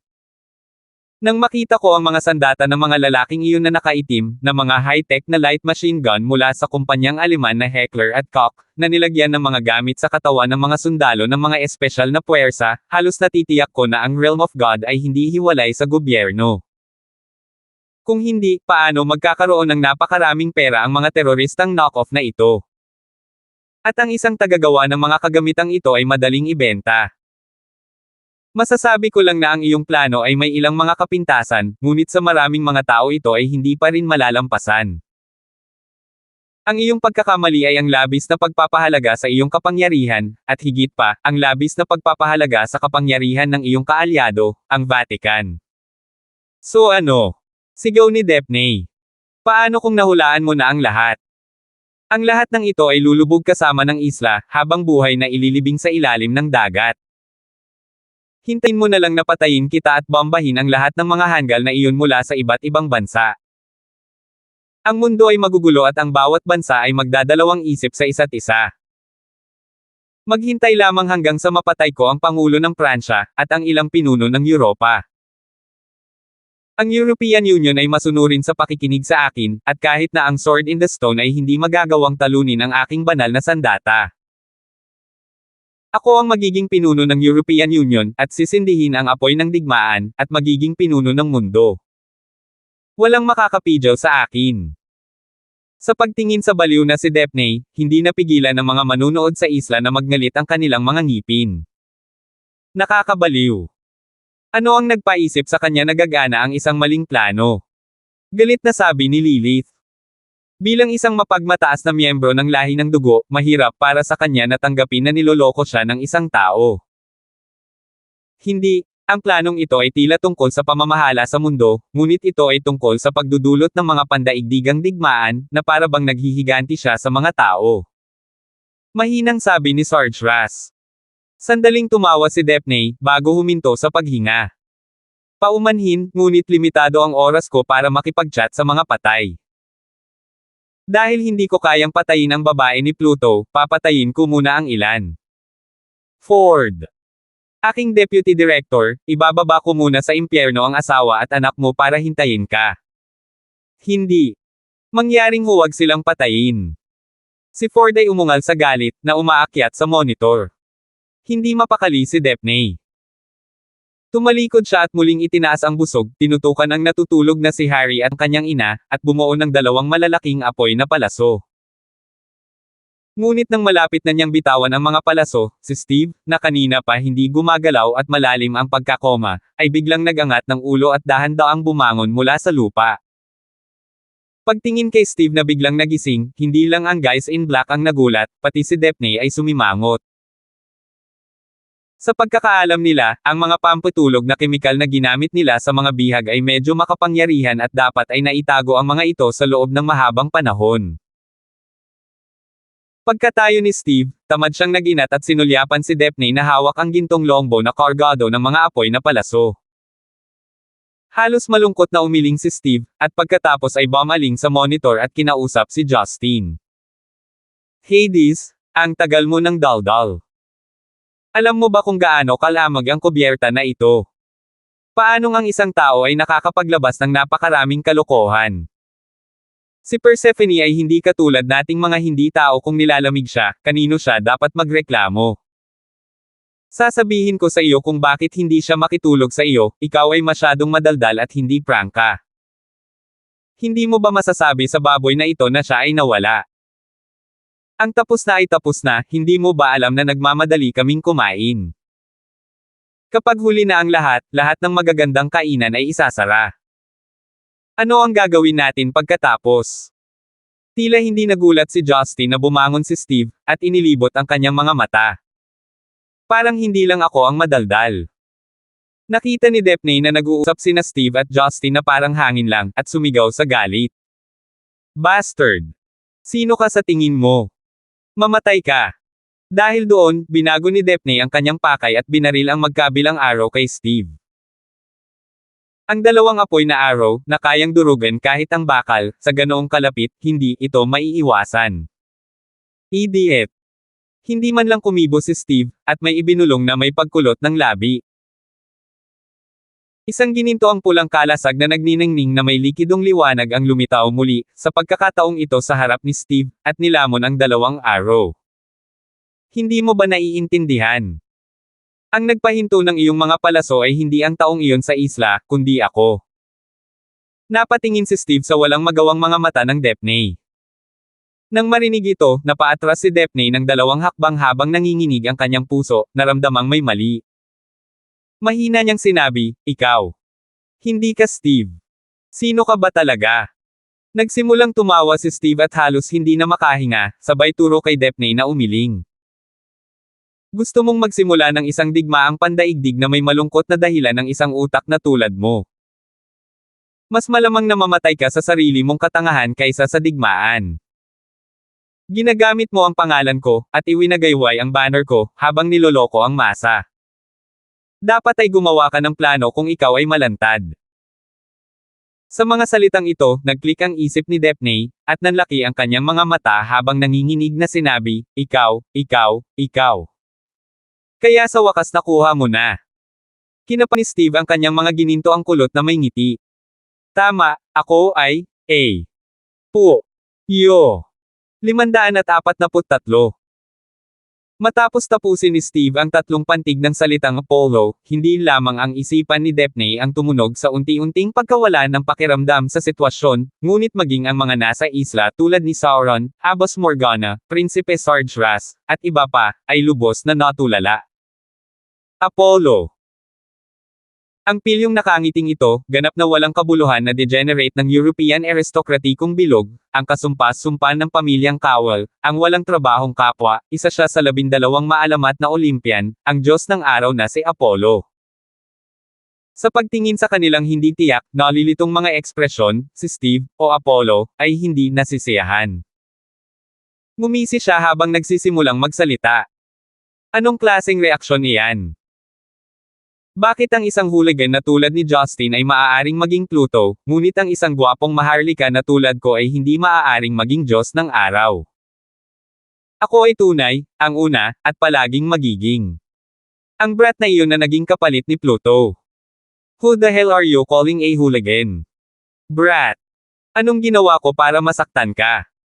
Hindi napigilan ni Justin ang pagsagot. Oh, tama na. Isang kakaibang pilyong ngiti ang ibinigay ni Apollo. Nagkamali ako, isa ka talagang henpecked brat na takot sa asawa niya. Galit na itinadyakan ni Justin ang kanyang paa, at ang nakapalibot na lupa ay bumagsak ng mahigpit sa isang malaking butas na 12-dosenang metro ang lapad. Pinayagan ko kayong buntot sa aking asawa, hayaan kayong kumain at uminom ng libre nitong mga nakaraang araw. Hindi mahalaga na hindi kayo nakapagpahayag ng isang salita ng pasasalamat, ngunit ngayon ay ibinabalik mo ang pabor sa mga hindi kasiya siyang salita. Ikinalat ni Apollo ang kanyang mga kamay, na nagsasabing, sa totoo lang, naging bodyguard kami ni Persephone. Kung hindi dahil mabuti ang puso niya, hindi kami magkakapatid mag-abala sa pag-aayos at laro mo. Kahit hindi ito sa pamamagitan ng ganitong paraan, maaalis ko pa rin ang tanganan ng trip sa akin noong Paris na ito. Habang ang iba ay nakikinig kina Justin at Steve na nag-aaway ng pabalik-balik sa kanilang mapurol na mapaglarong paraan, ang kanilang mga mukha ay naging matigas sa pagtataka. Ano ito at iyon? Ang dalawang ito ay mga Diyos. Maging si Prinsipe Sargeras na nabuhay ng mahigit 1,000 taon ay pawis na pawis. Sa kabaligtaran, si Lilith ay nakangiti ng nakakaakit, na parang nanunood ng isang bagay na nakakatuwa. Nabawi ni Daphne ang kanyang sentido nang makawala siya sa pagkabigla, at ang kanyang mukha ay nanginginig habang ang kanyang mga mata ay puno ng puot. He intoned, "How dare you look down on me? Kahit na ikaw si Apollo, hindi mo ako mapipigilan." Kasabay nito, muling iginuhit ni Daphne ang gininto ang longbow, sa pagkakataong ito lamang ang Escarlata na apoy na palaso ay mas mapanganib kaysa dati. Ang nagngangalit na apoy ay nagmistulang araw na kung tutuusin ay hindi naman. Naramdaman ng nakapaligid na mga taong nakaitim ang nakakapasong hangin at nagkalat sa gulat. Napatingin si Apollo kay Daphne na may habag. Sa tingin mo na sa peking iyon sa iyong mga kamay, makaipon ka ng sapat na kapangyarihan para maging banta sa akin. Isuko mo na ito. Hayaan mong ipakita ko sa iyo ang tunay na banal na sandata ni Apollo. Pagkatapos niyang magsalita, lumingon si Apollo sa isang tabi at itinaas ang kaliwang kamay. Ang kanyang mga mag-aaral ay naging matingkad na pulang ginto sa isang iglap, na para bang may mga apoy na sumasayaw sa kanyang mga mata sa isang nakakabighaning paraan. Helios. Habang sumisigaw siya, isang malapit platinum na sinag ng apoy ang tumago sa itim na kalangitan sa gabi na parang pababang naglalagablab na bulalakaw, na nahulog sa kamay ni Apollo. Ang gintong puting apoy ay nagbagong anyo sa isang nagninangas na dragon, at pagkatapos na umikot sa braso ni Apollo sa ilang mabilis na pag-ikot, pinahaba ito sa kanyang kaliwang kamay upang bumuo ng isang nagninangas na platinum longbow. Ang busog na ito ay medyo katulad ng hitsura sa ginintoang longbow sa kamay ni Daphne, ngunit sa halip ay gawa ito sa purong apoy. Ang buong katawan ng busog ay nasusunog, at ang init ng apoy ay naging dahilan upang ang mga metal sa malapit ay magsimulang matuno. Inilatag ni Apollo ang isang kalasag sa kanyang likuran upang pigilan ang init na kumalat kay Marian at sa iba pa para hindi sila masugatan. Nakatingin sa puting-puting naglalagablab na banal na sandata sa kanyang harapan na nagpapahingal sa kanya dahil lamang sa makapangyarihang presensya nito, biglang natakot si Daphne. Ito ang totoong Helios. Ang nasa kamay mo ay hindi hihigit sa isang may sira na bersyon na ginawa ni Hephaestus, ang Diyos ng apoy, nang hindi sinasadya habang gumagawa ng mga banal na sandata para sa ating mga Diyos. Sa karamihan, maaari itong ituring na kalahating banal na sandata. Tumanggo si Apollo. Hindi ko alam kung saan mo nakuha iyon, ngunit tiyak na nagmula ito sa parehong lugar kung saan ang Sword of Thanatos. Hindi na mahalaga ngayon, dahil ang mga bagay na ito ay parang mga labi sa ating mga mata. Sa harap ng monitor, lahat ay nakatitig sa maliwanag na nagbabagang banal na sandata sa kamay ni Apollo, at nabigla. Maging ang langit sa itaas ng barkong pandigma ay nakukulayan ng malabong gintong lilam. Humugat ng malamig na hininga si Sarge Ras, hindi maitago ang kanyang pananabik. Sa mga alamat, ang Diyos ng Araw ay may 3 yugto. Sa kanyang unang pagkakatawang tao, si Hyperion ay ang orihinal na pagkakatawang tao ng araw. Ang pangalawa, si Helios, ay ang Diyos ng Araw na maaaring magmaneho ng karwahe ng araw. At si Apollo na palaging nakikihalubilo kay Helios, ay ang ikatlong Diyos ng araw, ngunit ang pana na ginagamit niya ay pinangalan ng Helios, maaaring ito ay ipinagpatuloy ni Justin, hindi ka nagkakamali. Sa katunayan, si Hyperion, Helios, at Apollo ay iisang tao, na ang taong iyon doon, tanging iyon ang iba't ibang pagkakatawang tao na nagising sa iba't ibang panahon. Tumanggo si Sarge Ras bilang napagtanto. Talaga. Sa pag-iisip na ito, makatuwiran na ang mga Diyos ay magkakaroon ng mga kapalit. Ang ilan sa mga nasa gilid ay hindi masyadong naiintindihan ang pinag-uusapan ni Justin at Sarge Ras. Pagkatapos ng lahat, walang sino man ang nabuhay ng higit sa 1,000 taon tulad ni Sarge Ras. Natural, mas kaunti ang nalalaman nila tungkol sa mga detalye ng sinaunang nakaraan. Gayunpaman, ang makita ang isang buhay na Diyos gamit ang kanilang sariling mga mata ay nakakagulat na. Hindi ka takataka na hindi ka nag-aalala na makidnap si Marian. Kaya simula pa lang ay pinlano mo na ang buong palabas na ito kasama si Apollo. Nalilitong tinitigan ni Abs Morgana si Justin. Inilahad ni Justin ang kanyang mga kamay. Nang kidnap kami ni Marian sa isang bodega sa Romilly at nakilala namin ang dalawang magkapatid, nalaman ko ang kanilang pagkakakilanlan. Nagtataka ako kung bakit sila magpapanggap na hinuhuli, at pagkatapos ng ilang pagsasaalang-alang ay naunawaan ko ang ilan dito. Ngunit ayon sa kanilang plano, kahit na nagawa nilang malaman kung sino ang may kasalanan, ang mga maliliit na isda ay sumama sa kanila, kaya't ang mga maliliit na isda ay sumama sa kanila, hindi ko sila nahuhuli sa mga malalaking isda. Natumagal ng mas maraming oras, ngunit nagbunga sa anumang kaso. Pakiramdam ko ay mas tumpak na nalantad ng planong ito ang mga salarin, halimbawa, hindi ba ipinahayag ng Vatican ang kanilang tunay na pagkatao? Pinunasan ni Sauron at ng iba ang biglang pawi sa kanilang mga noo. Medyo natakot sila, ngunit ngayon na alam nilang si Justin ang may kontrol sa lahat ng panahon, muli silang naging mapagmataas. Ngunit hindi namin inaasahan na ang kawal. Ahem. Ang magkapatid ay mga Diyos, ito ay masyadong hindi totoo.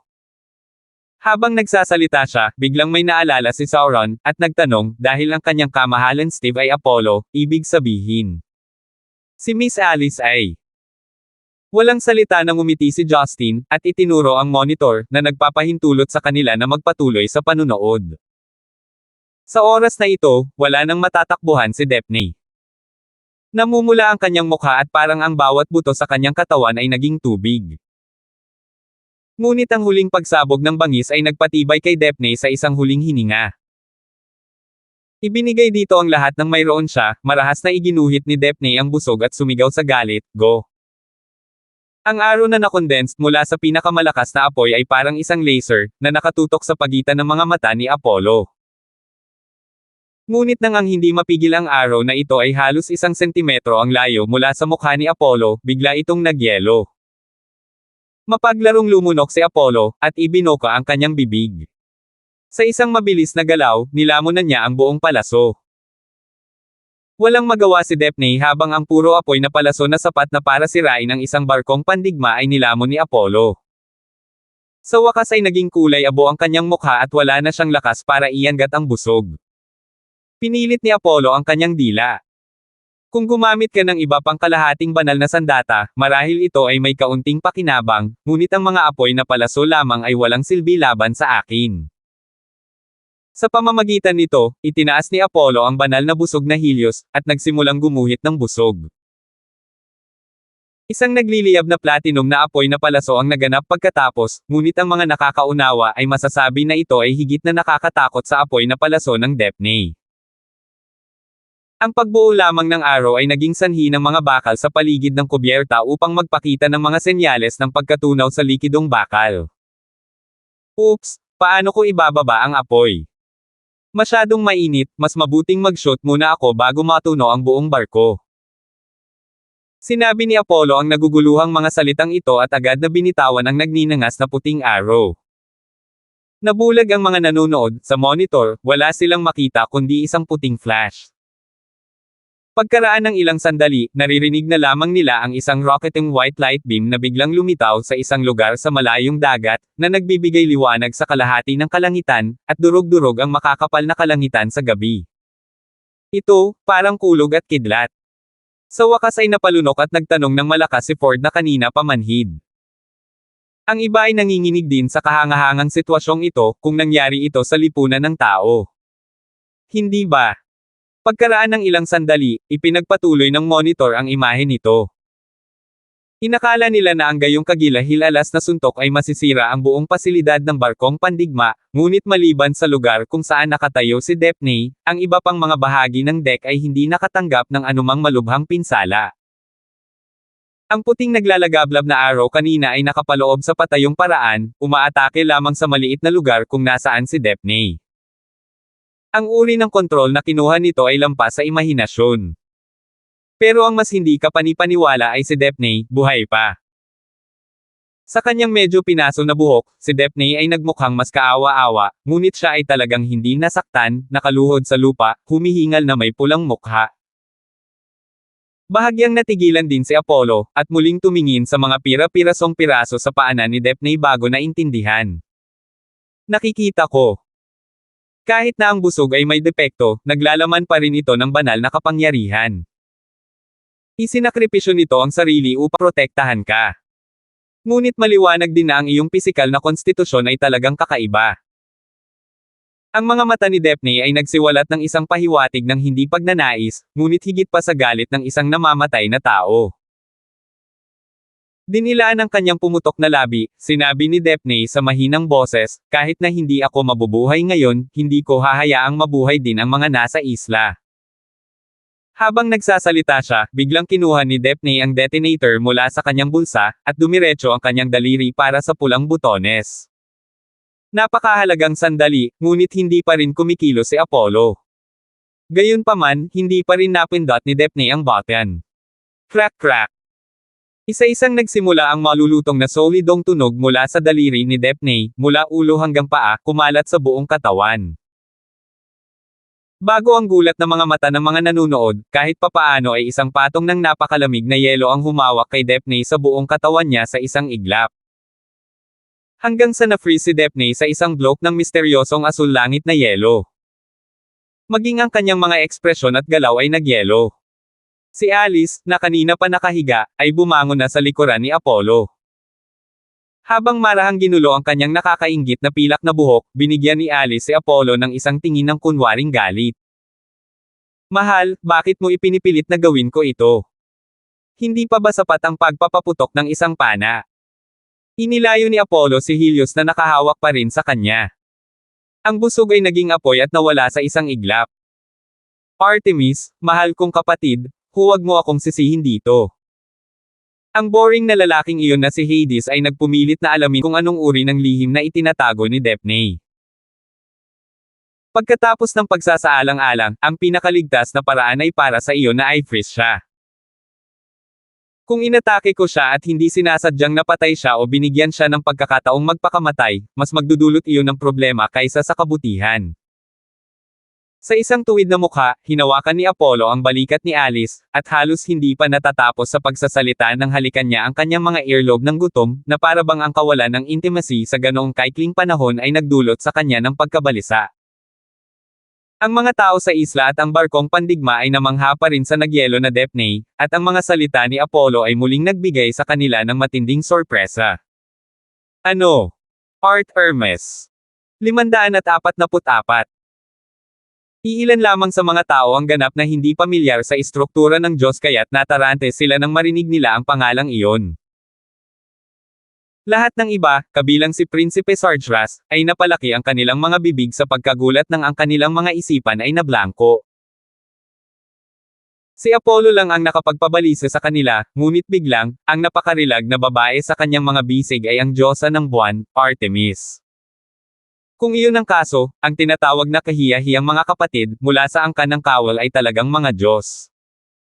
Sa pakikinig sa formal na anyo ng address, ang mga tao sa isla ay karaniwang natiyak ang kanilang mga pagkakakilanlan.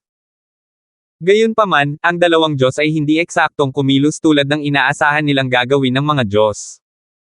Malungkot, nagkunwaring umubo si Justin. Nakaim na ba kayo ng hormones kamakailan?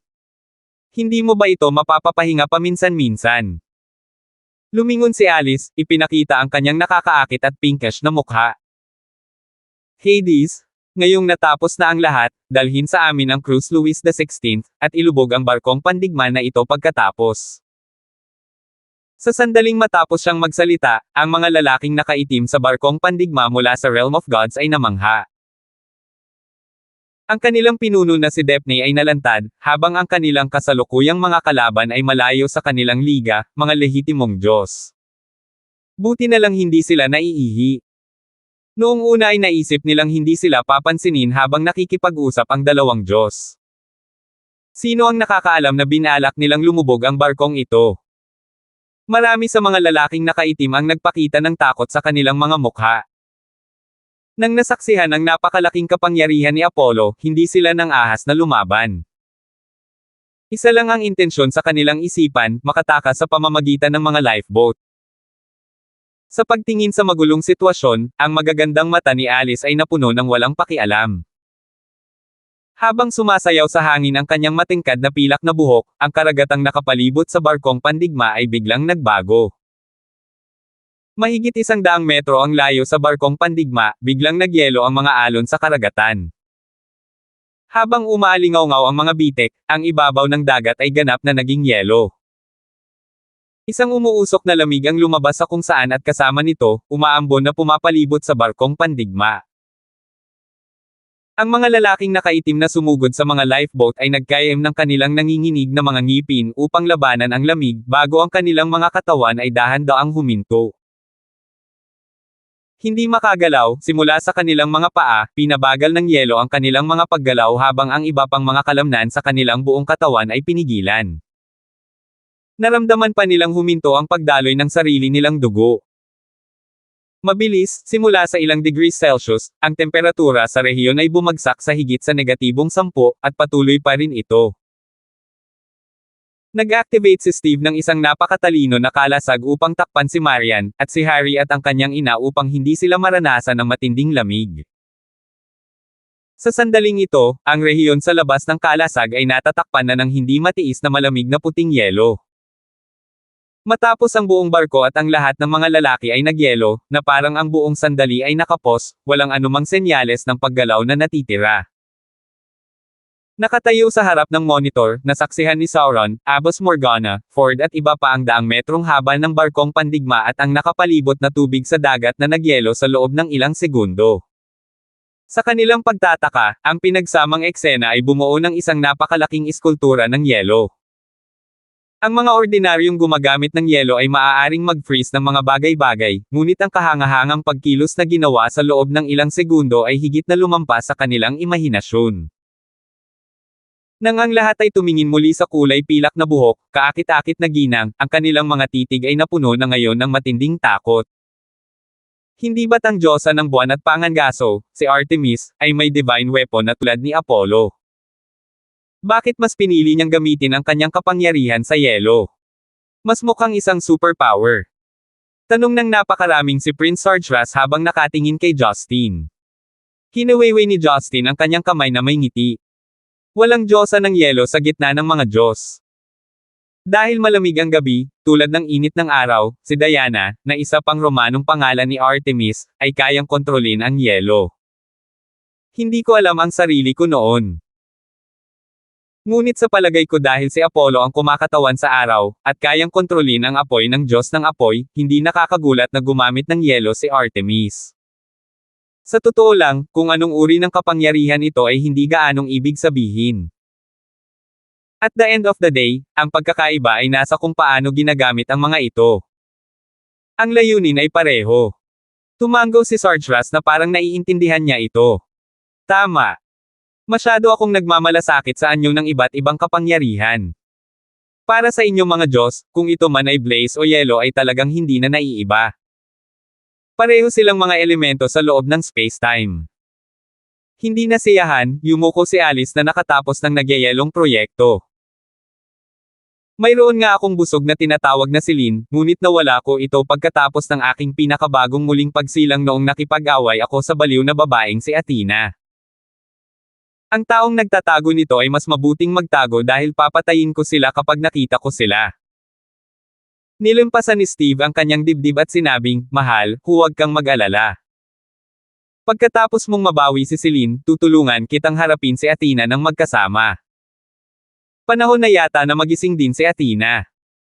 Sa pagkakataong ito, lalabanan natin siya ng magkasama para ipaghiganti ka. Kalimutan mo na yun. Noong inaway ako ng kasuklam-suklam na babae, hindi siya gumamit ng anumang divine weapons. Matatalo pa rin tayo kahit nasa equation ka, walang magawang sabi ni Alice. Awkward na ngumiti si Steve at napahawak sa ilong niya sa katahimikan. Ang mga tao sa isla ay walang kaalam-alam sa kanilang pag-uusap. Si Justin, gayunpaman, ay nag-hypothesize na si Artemis, tulad ni Ares noon, ay hinanap si Athena para ipaglaban ang bato ng Diyos. Gayunpaman, ang babae ay talagang isang puwersa na dapat isaalang-alang kahit sa gitna ng mga Diyos. Hindi nakakagulat na isipin ni Kristen na si Zeus lang ang makakalaban ni Athena. Kaya ito ay dahil, maliban kay Ares, ang ibang mga Diyos ay nakipaglaban sa kanya noon. Teka. Athena. Tandang pananong. Biglang napaisip si Justin. Posible ba para sa kanya na maging misteryosong tao na nangagaw ng bato ng Diyos at nakakuha ng banal na kapangyarihan sa loob ng Holy Grail? Gayunpaman, hindi nagtagal ay ibinasura niya ang pag-iisip. Kung si Athena talaga, hindi niya gagawin iyon ng patago. Noon, nagawa niyang angkinan ang bato ng Diyos sa huli, ngunit napunta ito sa mga kamay ng nakaraang Pluto nang siya ay dumaan sa muling pagsilang. Kung nagising siya, tiyak na may sapat siyang kakayahan na agawin ito mula kay Justin. Siya ay kasing lakas lamang ni Ares kung tutuusin. Kung kaharap niya si Athena, walang saysay ang kanyang pagtutol. Bakit hindi niya ipakita ang kanyang sarili, ngunit sa halip ay magtago sa paraang tila natatakot? Siya ay walang iba kundi ang Diyosa ng digmaan na hindi natatakot kahit kay Zeus. Higit pa rito, habang lohikal para kay Athena na kunin ang bato ng Diyos, bakit niya kukunin ang banal na kapangyarihang iniwan din ng mga ordinaryong Diyos? Ngayon na lang ay hindi magkaroon ng anumang kahulugan. Gaano man kahirap mag-isip si Justin, hindi niya natukoy ang pagkakakilanlan ng misteryosong tao. Si Justin ay nagkaroon pa ng gana na subukan at makipag-ugnayan sa isang tao mula sa Hongmeng. Ang mga taong lumampas sa mundo ng mga pamantayan ay maaaring may alam na hindi niya alam. Habang inaalala niya si Hongmeng at ang pagkakaroon nito, naisip ni Justin ang isa pang posibilidad.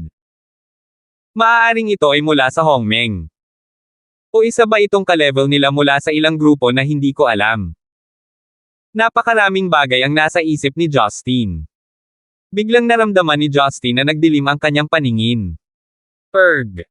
Napaatras si Justin at halos mahulog sa lupa. Ikinuyom niya ang kanyang ulo gamit ang kanyang magkabilang ulo, mahigpit na hinawakan ang kanyang anit bago bahagya muling tumayo ng tuwid. Kamahalan Pluto. Anong nangyari sa iyo? Nandito na naman ba ang sakit? Ang ilang mga tao mula sa Zero na malapit kay Justin ay napansin ang kanyang abnormalidad at agad na nag-isip ng iba, kaya ang kanilang mga tanong. Ikinaway ni Justin ang kanyang kamay para ipahiwatig na ayos lang siya. Nanginginig ang kanyang katawan habang puno ng malamig na pawis ang kanyang noo. Humihingal, sinabi niya, "Ako? Maaaring madalas akong pumatay sa panahong ito, at hindi ko pinapansin ang aking pag-inom ng alak, kaya ang mga stimulant ay maaaring nagdulot sa akin ng kaunting sakit ng ulo. Ngunit huwag mag-alala, ayos lang ako." Hindi nangahas si Justin na itaas ang kanyang ulo, dahil alam niya na ang kanyang mga mata ay dapat na iskarlata ngayon. Sa kanyang isip, hindi mabilang na nakakabaliw na mga kaisipan ang umusbong. Ang karahasang nag-uumapo sa kanyang isipan ay halos napaiyak siya sa langit. Nang maabot ang innate full cycle, naisip noon ni Justin na ang matagumpay na pagsasanay sa ikasyam na antas ng Endless Resolve Restoration Scripture, Rebirth, ay makapagbibigay daan sa kanya na madaling sugpuin ang talamak, walang lunas na sakit sa kanyang isipan na dulot ng banal na liwanag. Gayunpaman, minamaliit niya ang sakit sa bandang huli. Matapos bumalik sa Zeneca kanina, sunod-sunod na nakipag-away siya kay Brahma at sa baliw na si Ares, na ang huli ay nagsasangkot ng pag-unsiling. Hindi nagtagal, dumating ang angkan ng Zeng upang maghaiganti, na naging dahilan upang pumatay siya ng napakaraming tao. Sa kabuuan, sunod-sunod na niyang hinarap ang mga problema sa karahasan. Ang mga problema sa relasyon niya kay Marian at sa iba pang mga babae bilang karagdagan sa mga kaguluhan mula sa angkan ng Yang ay pawang mga stimulant para sa kanyang utak. Sa mga karaniwang araw, hindi siya naging maingat sa alak gaya ng una niyang pagbalik sa Zeneca. Sa pagkakataong ito sa Paris, siya ay orihinal na nagbakasyon, ngunit sa kasamaang palad ay nabangga si Daphne na nagpanggap na si Apollo, na napilitang lumaban muli. Bukod dito, ginamit pa niya ang Revenant's Walk para labanan ang 6 na pakpak na anghel mula sa Vatican. Ang lahat ng nangyari ay dahan-daang naglaho sa kanyang pader ng panunupil. Sa kabutihang palad, naisagawa niya ang Endless Resolve Restoration Scripture sa isang mataas na antas, na nagpapahintulot sa kanya na kontrolin ang kanyang sariling isip, hindi tulad ng nakaraan na maglalagay sa kanya sa siklab ng dugo. Gayunpaman, hindi kumpiyansa si Justin na pigilan ang kanyang sakit ng ulo sa susunod. Alam na alam niya na kapag naulit ito, tiyak na mas malala pa ito kaysa sa huling pagkakataon. Biglang may naisip si Justin. Naglabas siya ng maliit na lalagyan ng tableta mula sa bulsa ng kanyang pantalon. Gumaan ang pakiramdam niya sa pagdadala ng espesyal na ginawang gamot ni Jane. Bagaman bababa ang epekto ng gamot pagkatapos ng bawat pagkonsumo, kailangan pa rin niyang gamitin ito. Inilabas niya ang isang tableta, agad niya itong nilunok bago nilinang ang panloob na enerhiya upang matuno ito. Hindi nagtagal, naramdaman niyang kumupas na ang escarlate sa kanyang mga mata. Napansin ng lahat sa isla ang abnormalidad ni Justin, ngunit walang nang ahas na abalahin siya. Tahimik lang silang nagmamasid. Sa kasalukuyan, sa wakas ay itinaas ni Justin ang kanyang ulo na nagpapakita ng Cap-A-Ton. Huwag mo akong titigan ng ganyan, at huwag kang magtanong. Wala akong ganang pag-usapan iyon. Sige, kailangan kong suriin ang katawan ni Daphne ngayon. Bumalik tayo sa cruise ngayon. Salamat po at sinamahan ninyo ako, ingat lagi mga master.